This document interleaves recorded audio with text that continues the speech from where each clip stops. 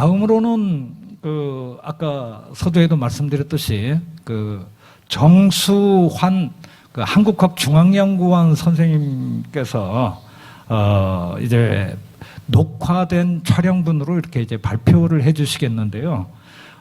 참고로 권진호 선생님께서는 한국학중앙연구원이 우리 제주도와 또 뗄래야 뗄 수 없는 관계를 갖고 있습니다. 제가 알고 있기로는 2009년인가요? 2009년부터 2014년까지 한국학중앙연구원에서 고문서 집성 시리즈에 108, 110, 114 해서 3권을 낸 적이 있고요.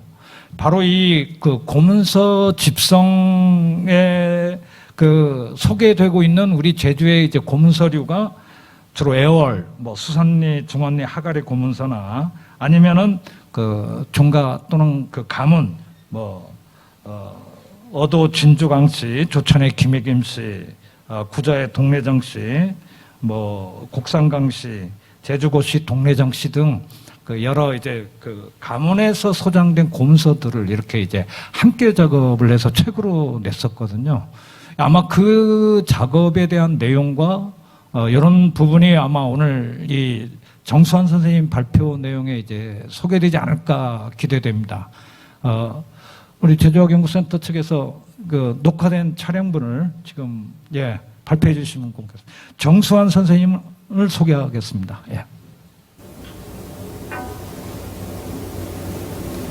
안녕하십니까, 정수환입니다. 저는 제6회 제주학대회 학술대회에 초청받은 한국학중앙연구원에서 연구하고 있는 고문서연구실장 정수환입니다. 학술대회에 초청해 주셔서 너무너무 감사하고 영광이었습니다.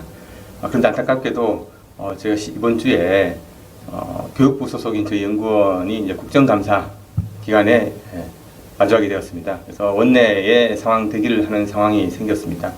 주최해 주시는 측으로부터 학술대회에 대한 여러 가지 배려를 받을 수 있었습니다. 이 자리에 다시 한번 감사하다는 말씀을 드리고 싶습니다. 아울러서 프로그램을 구성된 내용을 보니까 김동전 선생님을 비롯해서 이혜준 선생님, 권진호 선생님, 이막승 선생님 다 뵙고 인사드리고 말씀을 나누고 싶은데 정말 외람되이 영상으로 이렇게 인사드리는 점을 다시 한번 용서해 주시기 바랍니다. 죄송합니다. 그래서 주최 측의 배려에 따라서 오늘 제가 발표할 주제, 원래 부여받은 주제가 관찰사료의 조사 수집이었습니다만은 다르듯이 그 부분만 얘기하기는 조금 어려운 부분이 있어서 제가 제목을 조금 바꿨습니다. 고문서의 조사 수집과 관련된 내용들로서 이제 제가 구성을 해보았습니다. 그래서 목차에 소개해드린 것처럼 제가 그동안 관심을 가지고 또 저희 기관에서 주목했던 그런 성과들을 소개하는 것으로 이번 발표를 갈무리하고자 합니다. 먼저 제가 연구했던 호적이라는 인간에 대한 연구 자료, 그리고 토지 매매 명령이라는 토지와 관련된 연구라든지 관련된 자료 수집 성과를 여러분과 함께 공유하고 그 과정 속에서 자료의 조사라든지 수집이 어떻게 이루어지고 또 이것들이 관찰 사료와 연계될 수 있다는 것이고 결론적으로 제주 지역 사회의 다양한 모습들을 발굴하는 데 중요한 의미가 있다는 것을 말씀드리고 싶었고요. 덧붙여서 현대 정확하게 말씀드리면 1970년대 새마을운동기에 우리 제주도가 가지고 있는 마을 관련 자료에 대해서 조금 더 주목해보면 어떻겠느냐라고 하는 조금 다소 좀 도전적인 그런 말씀을 드리면서 이번 발표를 마치도록 하겠습니다. 먼저 호적 자료를 한번 보시겠습니다. 제주도를 대표하는 21세기의 자료라고 한다 그러면 아무래도 호적 중초가 되겠습니다. 호적 중초 자료를 한번 보시면서 호적과 관련된 자료 조사 수집 성과를 공유하는 말씀을 드리겠습니다. 호적 중초 보시죠. 사계리입니다. 네, 보시는 자료는 1807년 사계리 호적 중초입니다. 벌써 한 20년쯤 되었는데요. 2002년경에 저 제주도 사계리 호적 중초 연구를 위해서 사계리를 방문했을 적에 제가 열람했던 자료 중에 하나입니다. 당시에는 호적에 대한 연구가 아주 활발했고 특히 제주 지역은 규장각이었을 걸로 생각하는데 규장각에서 제주도 호적 중초 소개를 하고 그리고 이어서 제주도 지역에서 호적 중추의 소개가 이루어졌습니다. 저희가 관심을 가지고 현장을 방문했는데요. 그래서 뭐 귀중한 사진입니다. 그래서 보시는 것처럼 통호가 기록이 되고 이에 따른 가족 구성, 그 처와 가족들에 대한 구성이 다 갖춰져 있고 그 가족의 호구수까지 표시되어 있는 이런 자료를 확인했습니다. 사실은 현장을 가기에 앞서서 저희는 그 영인된 자료들을 열심히 추적을 해서 자료를 입력해 놓은 그런 상황이었습니다. 그 자료를 이제 현장에서 확인했는데요. 또 한 가지 놀라운 것은 저희가 사계리 마을을 일일이 다 조사를 하고 확인을 한 다음에 어느 집을 방문했을 적에 그때 뜻하지 않게 이 호적 중초 말고 호구 단자가 집에 잘 보관되어 있는 것을 또 확인할 수 있었어요. 그래서 20년 생각하기로는 이 호적과 관련된 자료가 참 제주 지역에 다양하게 많이 분포되어 있구나. 좀 더 자료 발굴에 신중을 기해 볼 필요가 있겠다라는 그런 생각을 가지고 있었습니다. 그래서 그와 관련된 연구 성과를 조금 소개를 할 수 있겠는데요. 안내드린 것처럼 먼저 이제 호적에 대한 연구에 대해서 먼저 말씀을 드리고 그 관련하면서 오늘 주제에 해당하는 제주학 대회의 주제로 선정이 되어 있는 자료 조사 수집과 관련된 성과를 조금 말씀드리려고 하는 겁니다. 제가 20년 전에 아마 그때가 제주학회였던 것 같습니다. 제주가 말하면 장수 마을이 많다고 하는 그런 주제로 학술대회, 국제학술대회였어요. 그래서 제가 이제 석사 과정에 있었는데, 그때 오니까, 호적을 가지고 우리가 이제 가족이라든지, 직역이라든지, 신분이라든지, 세금, 이런 것들을 가지고 연구를 진행했고, 저는 그 중에서도 이 신분, 직역에 대한 관심을 가지고 있었습니다. 그래서 19세기 제주 대정연 사계리 호적 중초를 대상으로 했습니다. 그래서 영인된 자료를 가지고 하나하나 다 셀에 입력을 하고 그들에 대한 인적 정보, 나이라든지 본관이라든지 직역, 그리고 가족관계, 처의 사조, 또 가족 중에서 그 자녀들에 대한 기록들을 다 입력을 했습니다. 그래서 제가 관심을 가지고 있던 것들은 이게 사회 신분에 대한 추적이었는데요. 그래서 직역이 어떤 것들이 있는지 쭉 한번 입력한 자료를 가지고 뽑아보았습니다. 그랬다면 교생, 또 훈장, 뭐 유생, 유학, 장이, 청금 뭐 이런 것 직역들은 결론적으로 말씀드린 제주 지역에서도 상당히 좀 상층 신분에 속하는 유학자층이다라고 이렇게 판단을 했고요. 그 외에 이제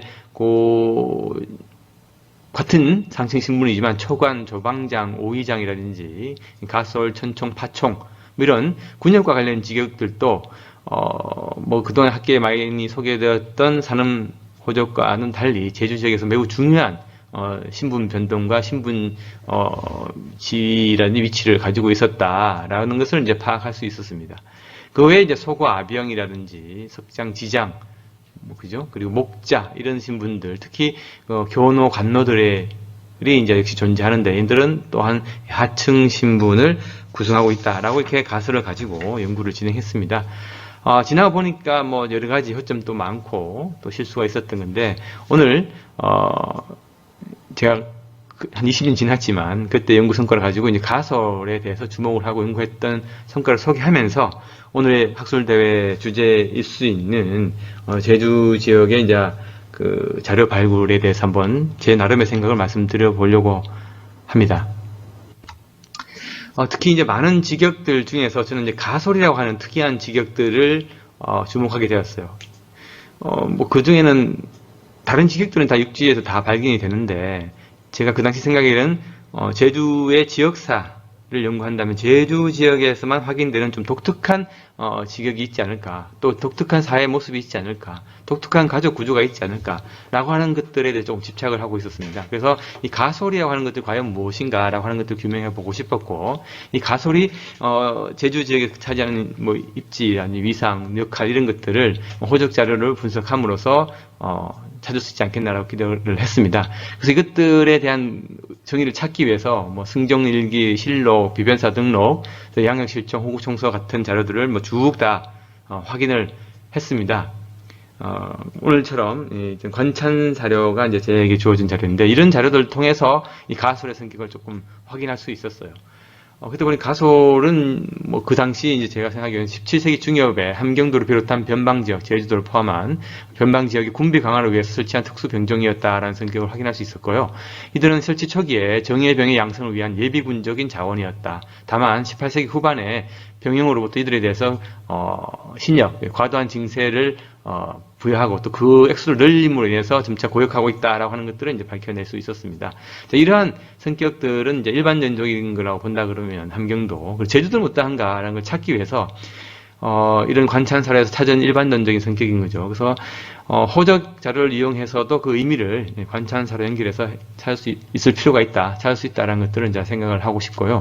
또 가설의 직역적 분포 특징을 보기 위해서 관찰사와 더불어서 여지도서, 해동지도, 정의대정, 제주 정의대정읍지, 북한읍지, 관북읍지 이런 읍지들을 또 찾아보았습니다. 그랬더니만 이들이 분포하는 지역이 관찰 사례에 나오듯이 역시 변방, 함경도방, 제주도 지역에만 확인이 된다라고 하는 것들을 이제 발견할 수 있었습니다. 제 연구 과정을 말씀드리는 것은 오늘의 주제인 관찰 사료에 대한 조사 수집 연구 성과인데요. 그래서 관찰 사료만을 또 분리해서 찾는 것은 조금 의미가 줄어들지 않나 하는 생각이 들고, 그 고문서 자료들을 발견하면서 그 의미를 또 부여하기 위해서는 당연한 얘기지만 관찰 사료와 함께 살펴볼 필요가 있다는 것이고, 그것이 뭐 실록, 비변사 등록뿐만 아니라 읍지라는 것은 물론 지방에서 가능하지만 관의 동원에 의해서 제작되는 걸로 이렇게 알려져 있지 않습니까? 그래서 중앙과 지방의 정보를 관의 입장에서 정리한 것들 플러스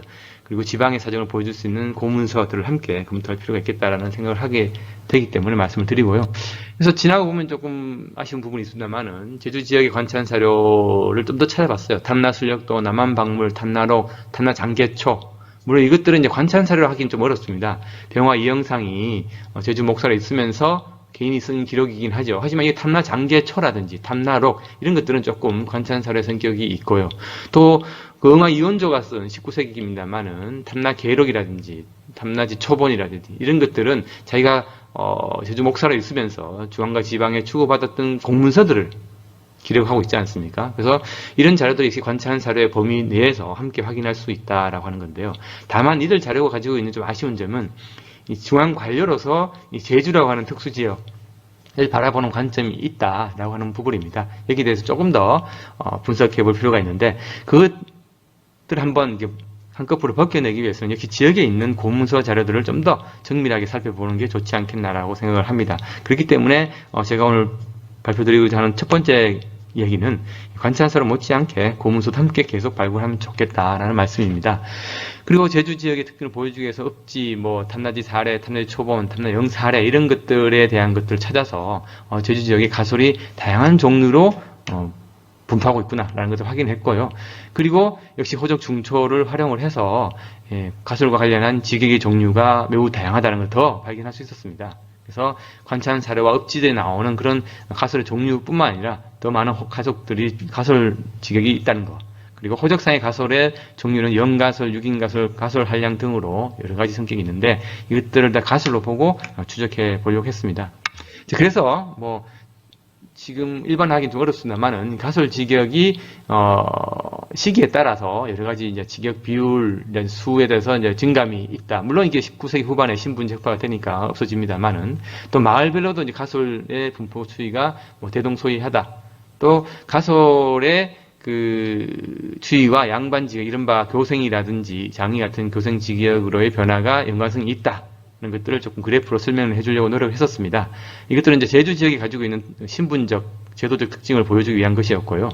그리고 연령별 가설 분포를 봤을 적에도 19세기 초반에는 아무래도 그 유직자 16에 59세 분포가 많았는데 그 후로 갈수록 중반을 갈수록 좀 더 어린 직역에 포함되지 않는 사람들이 호적에는 가설을 포함하고 있어서 이 가설에 대한 직역이 물론 제주 지역에서 신분제와 관련된 여러 논란이 있지만 어떤 신분제 변화를 일으키는 유발하는 좀 중요한 그런 직역이었다는 것이고, 그것이 아마 제주 지역의 고문서와 관찰사를 통해서 찾을 수 있는 의미가 아닐까라고 생각하게 되었습니다. 물론 이 가설 지격을 가지고 가계의 이제 그 변동들을 하나씩 다 그래프로 그렸습니다. 아주 지난한 작업이었고요. 그것들을 토대로 어쨌든 가설 지격이 의미가 있다는 걸 찾았습니다. 그래서 제주 지역의 가설은 대체로 연령이 낮게 분포하고 있으면서 천청, 파총, 장관 등의 공간지구 이동하고 있다. 그리고 가설 직역자의 분포는 1825, 61년에 가장 높은 비율로 나타나고 있고, 또 가설 직역자가 군간 직역 그리고 교생 장위로 이동하는 흐름이 있다라는 것들을 이제 밝혀줌으로해서 제주 지역 호적 중초에 대한 내용들을 관찰 사료를 이용해서 함께 확인할 수 있기 때문에 제주 지역의 다양한 모습, 특성이라기는 좀 그렇습니다만 다양한 모습을 구현할 수 있었다라고 말씀을 드릴 수 있겠습니다. 그래서 관찰 사료도 중요하지만 역시 이 고문서 지역의 자료를 함께 살펴보는 것들이 매우 의미가 있다라고 생각을 합니다. 네, 호적 중초와 관련된 자료, 관찰 사료든 어떤 기타 자료가 연계되어 있다는 것을 한번 말씀을 드렸고요. 인간에 대한, 가족에 대한 그런 기록들을 우리가 찾고 제주사의 특징들을 조금 다양성의 측면에서 보완해보고자 했다는 말씀을 드렸습니다. 역시 자료가 중요하다는 말씀인 거고요. 이어서 또 다른 자료를 한번 소개해드리겠습니다. 이번엔 토지 매매 명문입니다. 토지 매매 명문은 전국에 다 분포하고 있는데요. 제주 지역의 다양성을 보여줄 수 있는 게 무엇일까라고 고민한 그런 흔적이 있습니다. 먼저 임진전쟁 직후에 있었던, 제가 생각하기에는 가장 오래된 토지 매매 명문 중에 하나가 아닌가 생각하는데요. 그걸 보면서 이야기를 좀 더 풀어가도록 하겠습니다. 자료 한번 보시고 이야기를 이어가겠습니다. 보시죠. 그 다음은 이제 제주 지역의 자료 중에 중요한 것들이 이제 제가 고문서를 전공하고 특히 땅 문서를 전공하다 보니까 고문서 중에서 토지 매매 명문과 관련된 연구를 잠시 진행한 적이 있습니다. 이 부분에 대해서 제 나름의 생각을 오늘 주제와 관련해서 말씀을 드리고 싶은데요. 상당히 지금 비교적 오랜 1599년이죠. 그죠? 임진전쟁 직후에 이루어진 자료입니다. 그래서 첫 번째 제가 주목했던 것은 제주도에 논은 거의 없다고 제가 알고 있었습니다만 토지 매매가 어느 정도 활발했을까라는 궁금증이 있었습니다. 물론 고창석 선생님께서 김동주 선생님 호적 연구하신 것과 못지않게 토지 매매 혹은 분재와 관련된 자료를 소개하고 있었기 때문에 많은 도움이 되었습니다. 그래서 제가 관심을 가진 것은 지역의 다양한 토지 매매 양상들을 추적하는 작업을 하면서 전라도, 충청도, 경상도 뿐만 아니라 그리고 그 함경도 지역에 있는 매매 명문의 양식들의 어떠한 특징들이 있을까 라고 좀 찾아보고 싶었습니다. 그런 과정 속에서 제주도에 있는 이 토지 매매 명문을 주목하게 되었는데요. 물론 이 양식은 우리 중앙 집권화된 조선의 제도 체제이기 때문에 크게 차이가 없어요. 매매자와 방매자 그리고 매매 사유 이런 것도 쓰여 있는데 제가 주목한 것은 이 사표입니다. 사표가 동, 남 이렇게 해서 아주 자세히 사표가 서술되어 있다는 부분에 조금 관심을 가졌는데 물론 이런 사표를 표기하고 있는 것은 경상남도 남부 지역이라든지 일부 지역에 나타나고 있는 것도 사실입니다. 그럼에도 불구하고 이 사표에 좀 일관되게 지금 임진전쟁 직후부터 계속 강조되고 있다는 것은 물론 제주 지역에 양황한 사업이 이루어지지 않은 것이기 때문일 수도 있을 거라고 생각했습니다. 하지만 뭔가 지역에 있는 특수한 그런 사정과 관련이 있지 않겠나라고 이제 생각을 할 수밖에 없었고요. 이 부분들을 좀 찾고 싶었습니다. 그래서 이 관문서와 더불어서 이제 개인 문서를 통해서, 사문서를 통해서 제주 지역의 다양한 문화를 찾을 수 있는 노력, 그것이 바로 자료 수집의 성과와 연결되지 않겠나라고 생각을 하는 거죠. 그래서 제주 지역에도 여러 호적에서 보시는 것처럼 주도하는 엘리트 가문들이 있습니다. 그 가문들에는 역시 부와 관련이 있기 때문에 토지 매매 명문을 많이 또 소장하고 있습니다. 그래서 다 살펴볼 수는 없고 어도 진주강씨 여기 보시면 강봉지의 지역에서 활동을 열심히 하고 아마 이 진주강씨 가문은 중앙 문과급제자도 낸 걸로 알고 있습니다. 이 집안의 다수의 또 토지 매매 명문에 대해서 주목을 하고 연구를 진행한 바가 있습니다. 그 내용은 좀 전에 명문에서 보신 것처럼 이 제주 지역 토지 매매 명문과 토지에 관한 어떤 좀 특수한 점이 있지 않겠나라는 것들을 이제 추적하고 싶었기 때문인 겁니다. 역시 이런 토지 매매 명문과 관련된 토지 매매와 관련된 이런 현상들을 좀 찾기 위해서는 이 영상에서는 남한 박물이라든지 이온조화선 탐나록, 탐나지 초본 이런 것처럼 관찰 사료 할 수 없지만 관문서를 옮겨 적은 이런 것들을 확인해서 제주 지역의 어떤 특수한 물론 이들이 관찰자적 입장이지 않겠습니까? 그래서 관찰자 입장에서 쓴 것들을 좀 적출해 내무로 해서 의미를 좀 찾을 수 있지 않겠나라고 기대를 하고 있고, 그 또한 여전히 유효한 의미라고 저는 생각을 합니다. 그에 앞서 제가 제주 지역 토지 매매 명문을 몇 가지 제한적으로 20세기 초에 2014년경에 정리해 본 바에 의하면은 제주 지역은 동전 유통이라고 하는 측면을 봤을 적에 거의 19세기 후반에 와서 이루어졌다라고 알려져 있습니다. 그래서 그전에 18세기까지는 포목, 우마, 곡물, 뭐 기타 등등으로 매매가 이루어지지, 동전은 19세기 중반 이후에나 사용되었다라고 하는 그런 특수한 점이 있었습니다. 이러한 특수한 점 외에도 아까 말씀드린 것처럼 토지 매매 명문의 매매 관행의 특징이 무엇이었을까라고 하는 것들을 밝혀보고 싶었습니다. 그것이 아마 오늘 우리 학술대의 주제인 그 자료 발굴과 활용, 뭐 이런 것들이 아니겠나라고 생각을 해보게 됩니다. 토지 매매 명문에 보게 되면 제가 한 가지 주목한 건 1871년에 제가 보기에는 어쨌든 가장 오래된 자료 중에 하나를 보는데 전문으로 60양으로 토지를 매매하고 있는 것을 알 수 있고, 특히 주목하는 것은 제주에 많지 않은 논을 동전으로 매매했다라고 하는 것들에 대해서 상당히 주목을 하게 되었습니다. 이것들 어쨌든 그전 연구에서 보듯이 제주 지역은 거의 뭐 19세기 후반에 와서 동전으로 토지 매매가 이루어지는구나라는 것들을 확인할 수 있는 그러한 사례가 되었습니다. 그럼에도 불구하고 역시 제주 지역에 어떤 특수한 면이 있지 않을까라고 하는 것들을 좀 주목을 했는데요. 제주 지역에 남아있는 소지와 입지, 이것들은 뭐 사문서이긴 합니다만, 소지에는 입지 같은 경우는 관에서 발급하는 문서이기 때문에 또 관문서적인 성격도 있다고 볼 수 있는데요. 그 중에 이제 육소장, 목장과 관련된 것들이 조금 주목이 되었습니다. 그래서 목장과 관련된 분쟁, 에 대한 소지가 있는데요.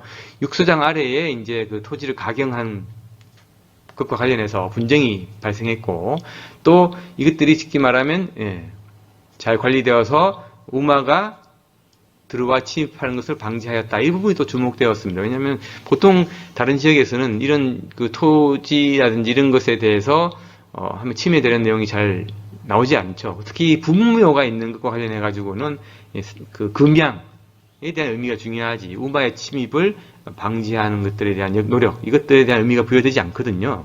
벌목이라든지 이런 것들은 문제가 됩니다만, 이런 부분이 좀 제주 지역의 특수한 부분이 아닌가라는 그런 생각이 들었습니다. 그래서 이러한 자기의 금양하고 있는 지역에 대해서 고영발이 함부로 경작한 데 대해서 분쟁, 산송이 되겠죠, 그죠? 산성이 발생했다는 것을 알 수 있었습니다. 그래서 이 우마에 대한 방지책이 중요했다는 것을 소지에서 확인할 수 있었고요. 또 전답 분쟁과 관련된 그 소지가 마을 단위로 좀 대응하고 있는 것들도 조금 재미있다라고 하는 것들을 확인할 수 있습니다. 물론 이 산성과 관련되어 있거나 이러한 것들에서 마을에서 참여하는, 관여하는 동장이라든지 동수가 관여하는 것들이 있습니다만, 소지, 첩정 뭐 이런 것들에 대해서 관여하기도 합니다만, 제주 지역에서 주목하는 게 동네 마을이라는 겁니다. 마을에서 마을 앞으로 써준 태송기라고 하는데요.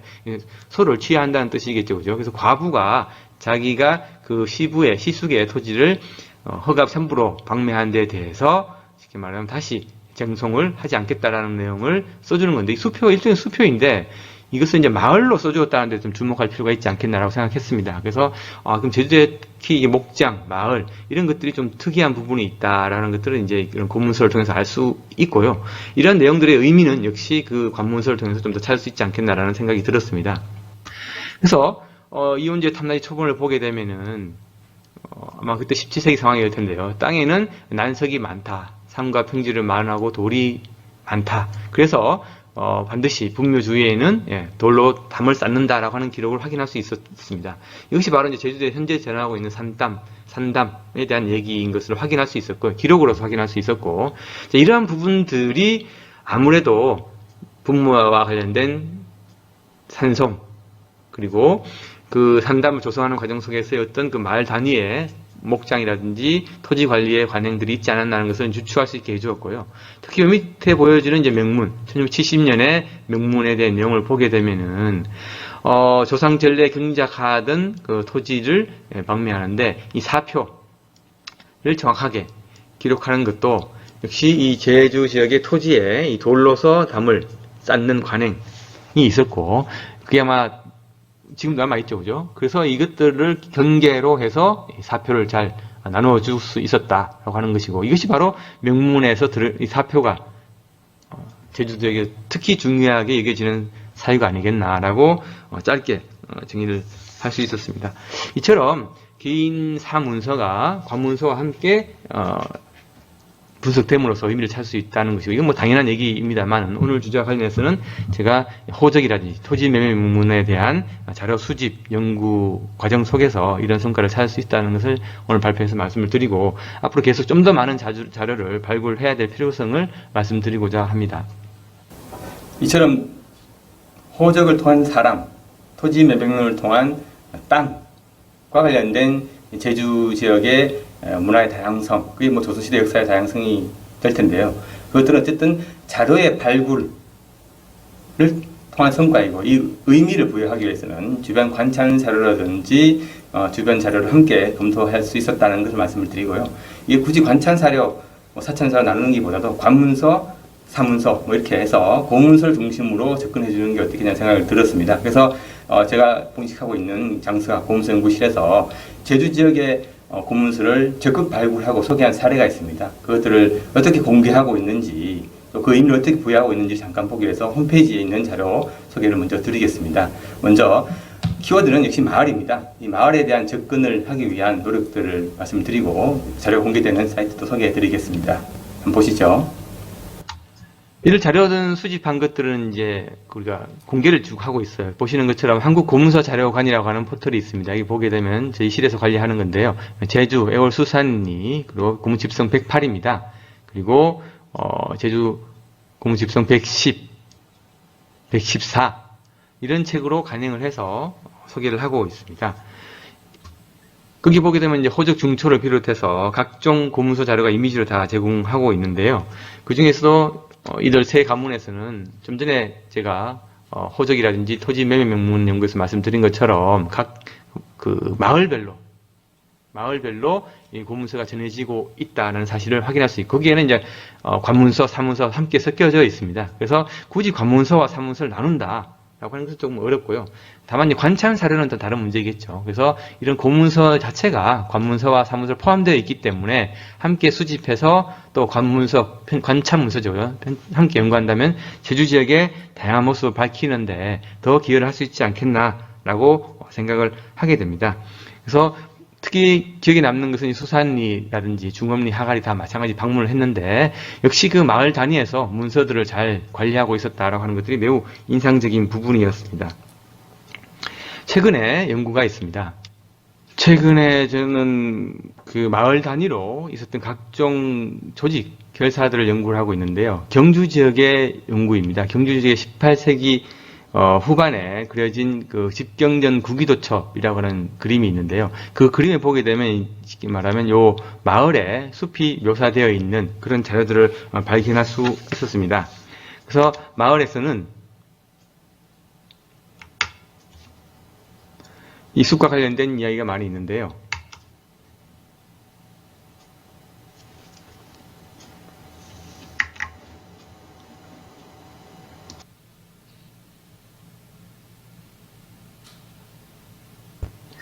이 마을은 경주에 있는 지북동에서 적성한 동안입니다. 이 동안에서 보시는 것처럼 마을에서 숲을 관리하고 유지하고 함께 경영한 그건 100년에 넘는 기록이 나와 있고요. 그림에 보셨던 것처럼 그런 마을에서 관리했던 그런 숲의 기록이 있고, 이 숲은 결론적으로 관의 관리 영역에 함께 들어가서 나중에 19세기에 여러 가지 문제를 일으키게 되는 겁니다. 그래서 이런 마을 단위의 기록들이 매우 중요하다라고 하는 것들을 주목해 볼 필요가 있다는 생각을 합니다. 역시 그 제주 지역은 호적도 마찬가지고 토지 문서도 마찬가지고 역시 마을 단위로 구성이 되고 관리가 되고 있다고 하는 것에 주목할 부분이 있고요. 이런 부분은 역시 이제 계라든지 마을의 결사체와도 관련했을 적에도 제주 지역의 한 특징이 될 수 있지 않겠나라고 생각합니다. 더더군다나 의미가 있다는 말씀을 드리고 싶은 거고요. 제주 지역만 그런 것은 아니지만 역시 마을이라고 하는 의미는 동서고금을 막론하고 중요한 가치 중에 하나로 생각하고, 특히 제주도 같은 경우에는 이 마을이 아주 중요한 의미가 있다라고 강조하고 싶습니다. 그래서 마을 단위로 이렇게 자료들이 관리되어 왔고, 그 마을의 정체성이랄까 이런 것들도 함께 보존되어 있다고 보는데요. 마지막 드리고 싶은 말씀은 이 마을 단위에 있는 그런 자료 관리라든지 형성의 특징과 봤을 적에 1970년대 현대의 농촌 개발 과정 속에서 마을 단위로 형성된 자료들도 제주도에 아주 잘 남아 있는 것을 예전에 확인한 적이 있습니다. 여기에 대해서 한 번 더 주목해 볼 필요가 있다는 말씀을 드리고 싶습니다. 마을과 관련한 연구에서 제가 주목하는 것은 수산리입니다. 수산리를 방문했을 적에 그 마을 회관에 보관되어 있는 이 문서함에서 우리 고문 집성으로 가능했지만 각종 고문서, 관문서, 사문서가 함께 있는 것들에 대해서 상당히 인상이 깊었습니다. 그게 보시는 것처럼 이게 문서 안에는 켜켜이 문서들이 다 보관이 되어 있었는데요. 이때 제가 주목했던 것은 수산리 지금 아마 마을 회관을 이 동사무소라고 하나요? 그때 옮겼을 텐데 그때만 하더라도 이 수산리에 계신 이장님께서 그 마을 동사무소죠, 그죠? 예전에 그게 2층에 가니까 캐비넷 속에 수많은 또 다른 현대 문서들, 마을 문서들이 보관되어 있는 것을 보고 말았습니다. 아주 인상이 깊었습니다. 그래서 오늘 제가 말씀드리는 것은 물론 이제 관문서와 관련해서 마을 단위의 자료를 수집해야 된다. 조선시대 자료를 수집해야 되고 그에 대한 의미를 찾는다는 것도 중요하지만 이 부분을 얘기하고 싶습니다. 우리 1970년대 많은 그 농촌 개발 운동이 이루어졌습니다. 이 마을 단위로 이루어졌거든요.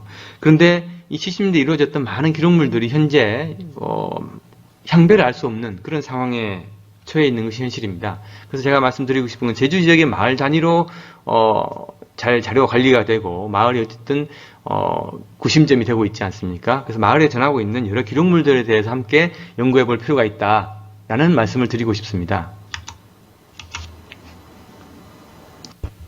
이런 마을 기록물들을 보게 되면은 어쨌든 그 새마을운동 당시에 마을 개발을 위해서 함께 설계했던 기록물들, 내용들이 다 남아있는데 이것들이 어떻게 보면 조선시대 고문서랑 크게 차이가 없다고 볼 수 있습니다. 그래서 이 자료들도 현재 사문서와 관문서의 차이가 경계에 있다고 보고요. 이 부분들에 대해서 제주 지역에서 조금 더 열심히 적극적으로 자료를 발굴한다 그러면은 제가 뭐 1, 2, 3장에서 말씀드렸듯이 호적이 되든 뭐 토지 명문이 되든 또 그런 자료를 공개하는 작업들과 함께 하든 이 현대랑과 연결을 시켜줌으로 해서 제주 지역의 어떤 문화적 다양성을 좀 더 강하게 드러낼 수 있고 특히 이 마을 단위의 그 새마을운동 시기 70년대 자료가 발굴된다면 잘 보존된다면은 조금 더 우리가 이 현대사를 이해하는 데도 많은 기여할 수 있는 부분이 되지 않겠나 생각하고요. 이 부분에 대해서 조금 더 관심을 가지는 계기가 되었으면 한다라고 하는 것이 이 발표 제가 궁극적으로 드리고 싶은 말씀이 되겠습니다. 네, 지금까지 뭐 호적, 토지명의 명문이라는 사람과 땅에 대한 자료를 찾는 노력, 고문서의 뭐 조사, 수집, 발굴에 대한 성과, 그 의미 부여를 이제 관찰사로 이런 부여된 주제와 관련해서 설명을 드리려고 무척 노력해 보았습니다. 그리고 마지막에는 현대의 정체성과 관련해서 마을 단위로 남아있는 그 농촌 관련된 기록물들에 조금 더 관심을 가지고 이것들을 조사, 수집해서 공개, 그 연구까지 한다 그러면은 우리 한국 사회의 조금 다양성, 그리고 제주 문화의 다양성을 설명하는데 의미 있겠다 이런 생각을 가지고요. 그래서 지속적으로 시대를 구분하지 말고 이 기록물들을 찾는 노력을 함께 경주할 필요가 있다는 말씀을 꼭 드리고 싶고 저도 그러기 위해서 계속 노력을 더 경주하고 저뿐만 아니라 우리 함께 장사에 있는 식구들과 또 학교에 계신 선생님들과 함께 고민하고 노력하겠습니다. 오늘 귀중한 발표 시간을 주시고 또 초대해 주셔서 너무너무 감사합니다. 더불어서 안타깝게도 함께 자리에 임하지 못하고 선생님들과 더 많은 이야기를 나누지 못한 점에 대해서 다시 한번 송구하고 죄송스럽다는 말씀을 드리겠습니다. 네, 감사합니다. 정수환이었습니다. 예, 한 두 가지로 또 요약 정리가 될 수 있을 것 같습니다. 첫째는 이 고문서가 이제 발굴이 되고 그 발굴된 고문서를 이제 어떻게 할 것이냐를 놓고서 특히 학자들의 연구 방향 이런 부분, 뭐 가설이란 그 취격과 관련된 부분, 토지 매매와 관련된 명문 속에서 당시 제주인들의 어떤 그 생활상, 사회상 이런 것들을 이제 그 공부하는 그런 이제 그 연구가 이제 지속돼야 된다라는 부분에 대한 말씀을 주셨던 것 같고요.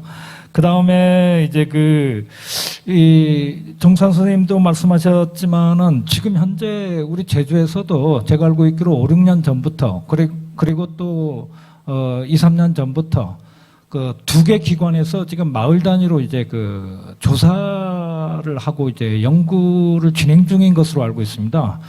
예컨대 이제 제주문화원에서 하는 마을집 편찬 사업이나 제주학연구센터에서 지금 추진하고 있는 그 고문서, 마을별로 이제 그 고문서 수집 자료 지금 공부를 하고 있는 것으로 이제 알고 있습니다. 이런 작업들이 이제 좀 누적이 되면은 이제 그 앞으로도 우리 제주의 고문서 연구와 관련된 또 심층적인 연구가 나오지 않을까 생각됩니다.